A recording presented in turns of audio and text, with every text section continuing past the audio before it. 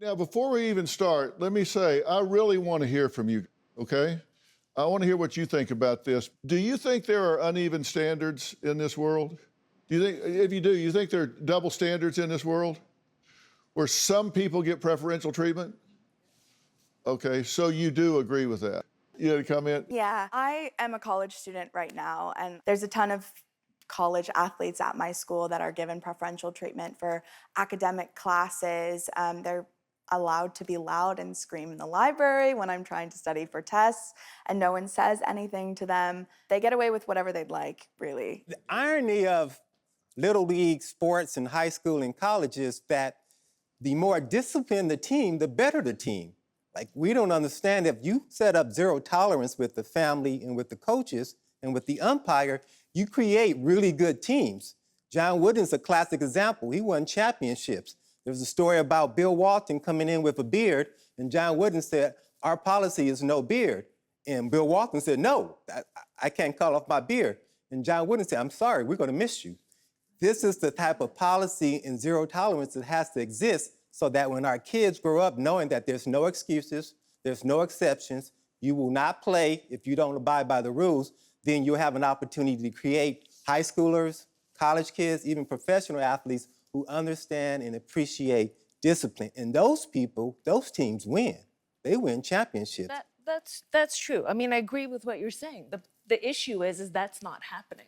Joining is Candace Powell, a mother of a youth sports athlete who says coaches need to stop blaming parents.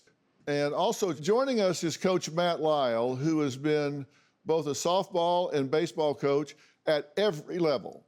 I'm talking about from Little League all the way up to the majors. And he says athletic entitlement starts with youth sports and that parents are mainly to blame. Let me start with you, Coach. Why do you say that parents are to blame for this?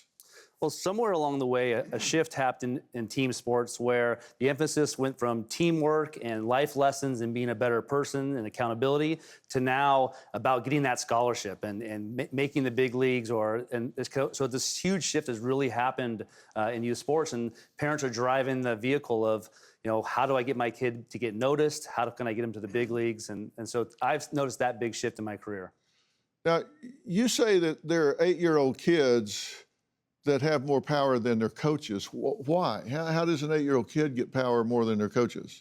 I just think for a lot of parents out there, they love their kids, they want what's best for them, and so they evaluate, you know what, I'm smarter than the coach that you have. I'm more experienced, and so listen to me, you don't have to listen to your coach, and these conversations are happening at the dinner table or on the way to the game. I want to hear from Candace because she is the parent of a youth athlete, and you have a different perspective, Candace. What do you have to say?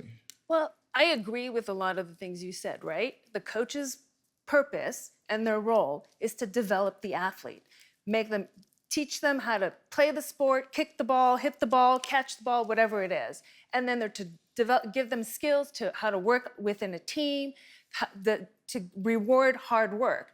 The problem is the coaches, instead of focusing on what they should be, the basics of what they should be doing, they're now focusing on that win to feed their ego. So then all they want is to win that trophy and win that tournament so that they can brag on Facebook and say, look at my team, we're the winning team.